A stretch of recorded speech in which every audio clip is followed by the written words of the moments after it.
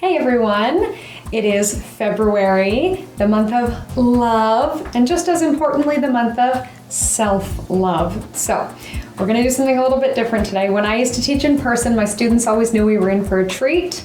When I brought my bag of tennis balls, we're gonna do a tennis ball massage for our bodies. So go ahead and get whatever you have at home. You may have a massage ball, a tennis ball. Sometimes people use balls from different sports that are around the same size. Lacrosse balls can give a real bite, a lot of sensation to this. I prefer a tennis ball that's a little worn. It's a little softer, it's a little kinder. But as always, we use what we have. There are different variations of this that even use a rolling pin, like a wooden rolling pin from your kitchen, so we can get creative. But before we begin, I will give us some pointers. First of all, it should feel like a massage. So if you went to get a massage and the person working on you was like, digging in so hard that you were tensing up, your muscles are not relaxing, right? You cannot be both tensing and getting the benefit of a relaxing massage.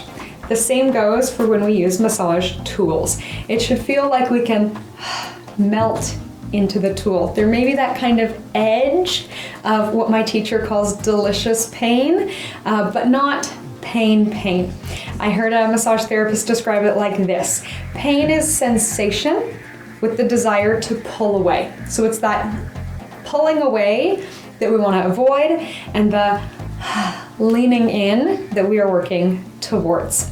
The other thing is sometimes we'll skip over a nerve. So you may feel something like an electric shock, a shooting pain, numbness, tingling. We want to avoid those things as well. Of course, we want it to feel like a nice, relaxing massage. And just like yoga or any other program that you might be doing, if it feels good, probably fine. And if you don't think you're getting any benefit about it, if it's uncomfortable, painful, whatever it may be, you can modify the technique or throw it away completely. All right, so let's get started. I'm on a carpeted floor and that works well for me. If you're on a hardwood floor or ceramic, something like that, you may like a yoga mat or a thicker mat. We are going to lie down. So let's bring it down to the mat or floor or whatever you have. And we'll start with our glutes. So these are the muscles of our bum. And we'll take the tennis ball under one cheek. Doesn't matter which, right or left. And we'll let gravity do the work. So we'll use the idea of compression first. We are compressing the muscle with our body weight. So we can get it underneath so we have some weight pressing down. And it may not feel like much is happening yet, but I think this is a gentle alert to the body that something's coming. And then as we're ready for more sensation, we can either start to move it to different spots and use that same technique of compression, or we can start to sway our hips in a hammock. So I've lifted my bum off the floor. So this requires a little bit of muscular work. And then I'm gently swaying side to side so the tennis ball is rolling across the muscle. I have no pain. It's just a nice sensation. I feel like any of those knots that are in there are getting worked out. And after I've rolled on an area for a little while, I can switch to another spot, a little higher, a little lower, further into the center of the body or out to the sides. And we're really just seeking out different territory. Once I work on one spot and it feels like it's loosening up, feeling good, I can move to another territory. So I'm going to go more maybe out to the side. Seeking those tight spots. If you roll over a really tight spot, you might want to go back to that technique of compression. And then when it loosens up and relaxes, similar to when we first do stretches, right? So you come into a stretch and your body kind of kicks back and tightens to protect you. And then when you hang out there, you think, oh, okay, I can feel it loosening up now, I feel good. Same idea here. And you'll notice as I'm getting more into the side of my hips, rather than my knees being straight up, they're now knocking over to the side. And that's how we get into the side of the hip. Some people even like to roll right onto the side of the body, more like I'm doing a twist in yoga. Again, we can use some compression or some movement. And letting our bodies guide us, working with whatever we find. So as I'm talking and guiding you through, please feel free to keep moving around as you need to. So you might be still on that first technique. You might be on that second technique. So either compressing or rolling, or you might be way out in the hip with me now.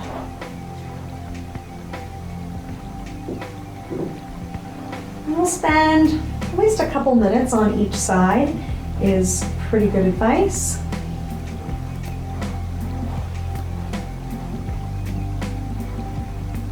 Again, maybe we find another really tight spot. We use that idea of compression. We can roll on it and off it. And I have my spare hand just keeping the ball in place. And you may find that as you're doing all these movements, sometimes the ball just like shoots out. That's part of what happens. There are some great massage tools now. It's like two tennis balls joined together. And that one doesn't shoot out quite so much. It's nice to work with. It stays put a bit better. So that's another option to add to your toolkit. And I would say, I will warn you against this, because I've been guilty of this. You can collect all the massage tools in the world, but really, we'll probably go back to the same one most of the time. I have maybe 10 different massage tools at home, and the tennis ball is, I carry it in my purse. It's the best bang for your buck. All right, so let's work on the other side. Same idea, I'll walk us through the steps again. So we lift, we place it under one cheek. We can let our body weight sink in. So we are gently notifying this muscle that we're about to work on it. Using the technique of compression, letting our body weight do the work. We may let off and then compress in a different spot.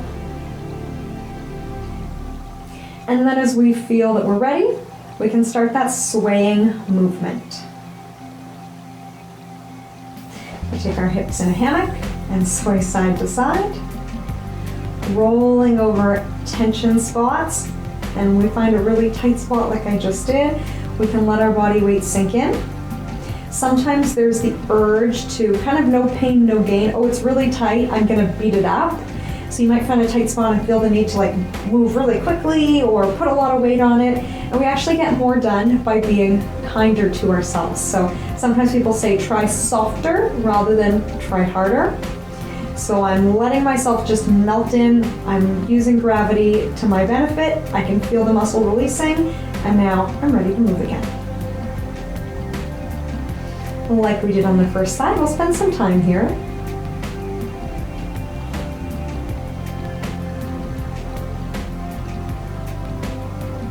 Seeking out those different tight spots.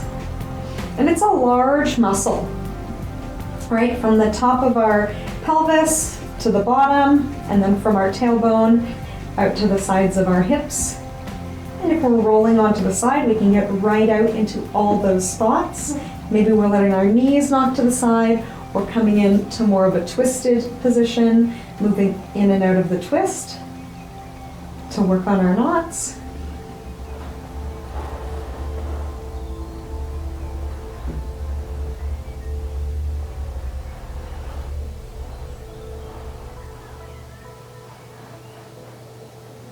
Finding a tight spot, letting the weight settle in. And again, as I'm going through all of these techniques, treat what you find. So maybe I've moved on to a technique that you're not really getting anything out of it today. No hard feelings. You can stick with a technique that you prefer. If you just like that idea of compression that we started with, fantastic, go with that.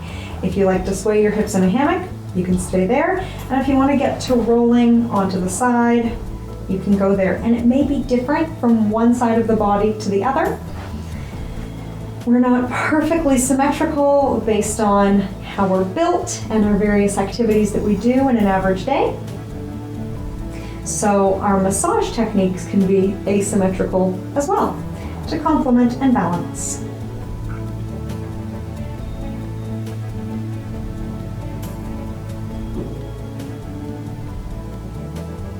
Of course, we can also use our breathing here, aiming for a long, slow, smooth breath in and out. Sometimes we might think, oh no, it's not that much sensation, it's fine, I can keep going. And then you notice, oh, but actually I'm not breathing.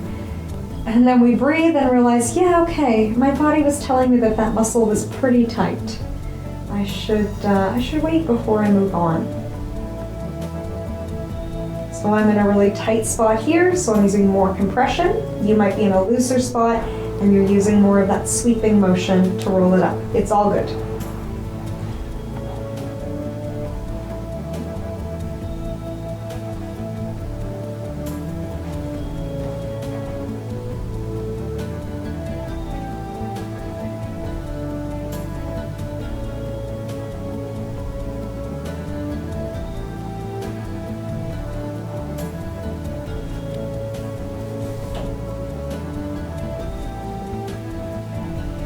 So we've spent about the same amount of time on both sides, but of course you can stay with whatever you're working on or pause the video, or you can move on with me. All right, a nice one after working our glutes is often to draw knees to chest, giving ourselves a big hug. We can rock side to side. We might like a glute stretch like Dead Bug or Happy Baby, maybe a butterfly.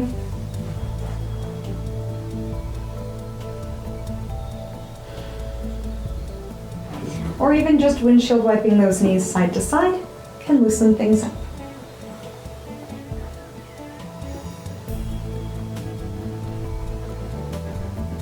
I will give us one stretch that is really nice after working our glutes, and it's our sleeping pigeon or our figure 4. So we take ankle over thigh on one side.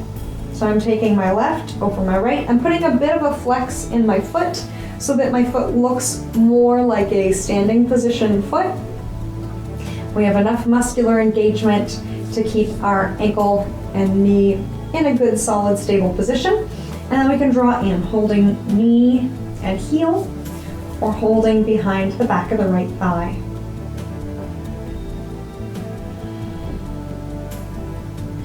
And while we're here, maybe noticing some change in sensation in our glutes. So we just massage the muscle, which means that they usually relax into the stretch better. Of course, we could rock side to side or pull in and then release, having some more dynamic movement in the stretch, or we could simply just hold.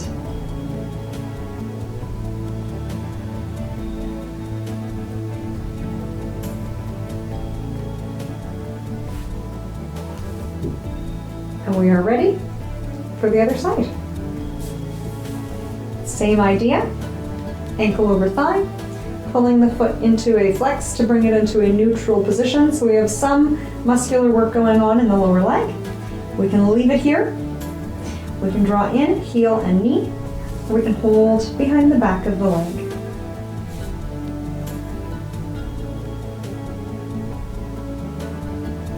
So we're applying enough sensation with the strength of our upper body. Careful that we're not pulling on the foot or kind of yanking it out of alignment. It can stay in that neutral position. And maybe we let some movement come in.